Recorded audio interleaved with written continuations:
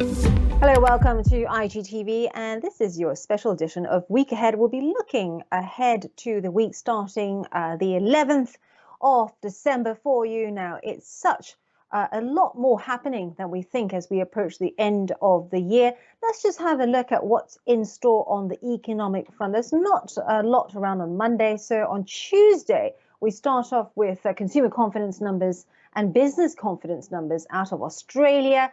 Unemployment rate numbers and the ZEW will be interesting for investors of sterling and also the euro with those two data points. And from the US, look out for the latest consumer price print and API crude oil inventories too.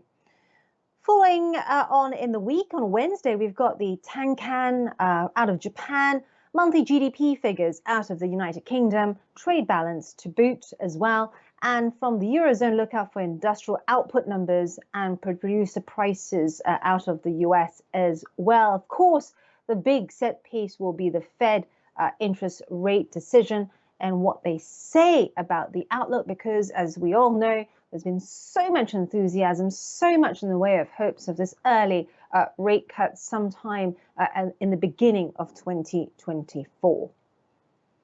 And on Thursday, look out for unemployment numbers from Australia, along with a UK interest rate decision, which will have Chris Beecham live with me to break that number for you. We also have an ECB interest rate decision as well. Many investors will be looking out for the ECB too, because there are some out there that think it's going to be a two-horse race between the ECB and the Fed. Who's going to cut first? So look out for that. Any indication of timing will be pounced on.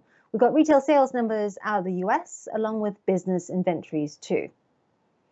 And on Friday, we've got consumer confidence numbers out of the UK, industrial production and retail sales from China, and manufacturing and services PMIs will be the key thing to watch out for from the Eurozone, the UK and Japan. Let's cross over now to Anthony Batista, who joins us all the way from Chicago from Tasty Live, part of IG Group.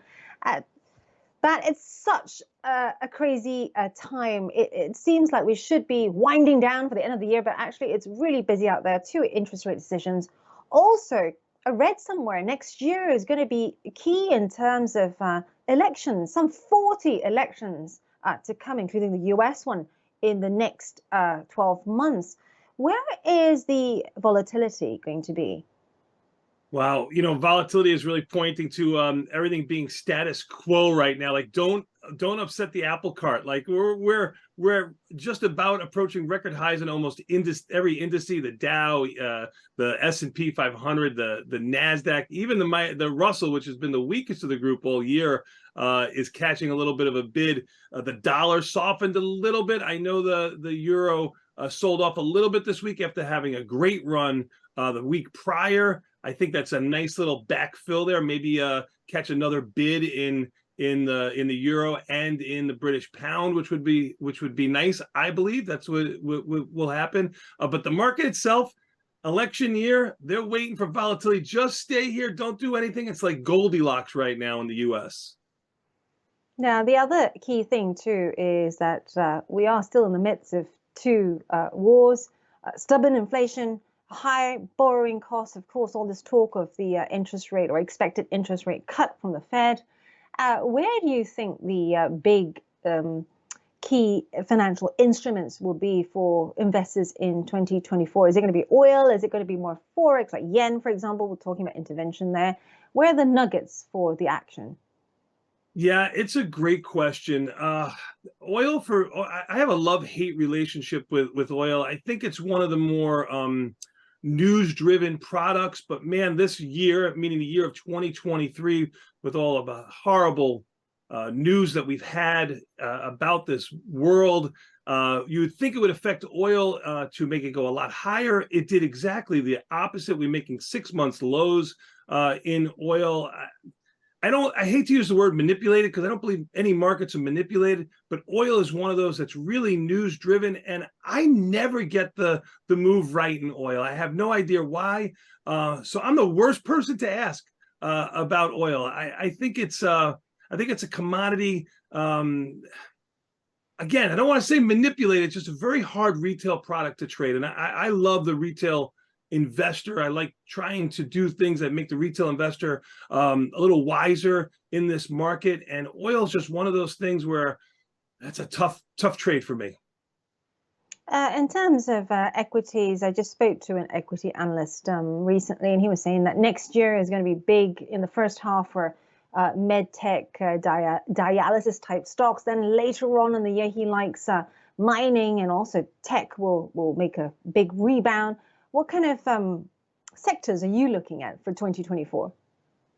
Wow, I think I'm going to go a little bit of a different route. I'm not really a gold bug that much. I like buying dips in commodities. Gold right now, over 2,000 seems like fairly priced. Hard to make a dollar on the upside, at least in my opinion, in gold. But I'll tell you one thing. I think you've had the NASDAQ really led the rally in 2023.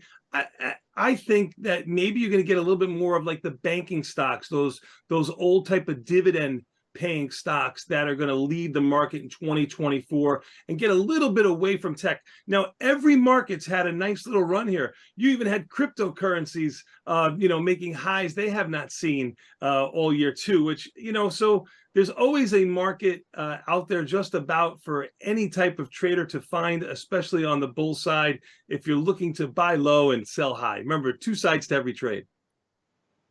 And you can go both ways with IG and our products here.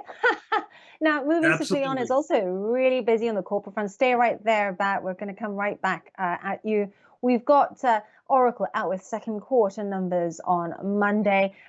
Skipping on to Wednesday because there's not much on Tuesday. We've got Adobe fourth quarter earnings. And then a little later on in the week gets more interesting with the consumer at the forefront. Currys and Costco out with quarterly and half-year numbers as well. And we end the week on that consumer retail note with Q4 sales numbers from fast fashion retailer H&M. Now, which is a big one? I assume possibly Costco would be a key trade at your side of things. Yeah, now you're hitting my wheelhouse, the equity side of the market. Costco, Adobe, been two leaders, especially Costco, a leader in the market. I wouldn't be surprised if Costco continues to see good numbers, but I don't know if it'll be reflected in the price in 2024, meaning Costco may have gotten a little bit ahead of itself right now. Adobe is not one of those stocks that pays a dividend.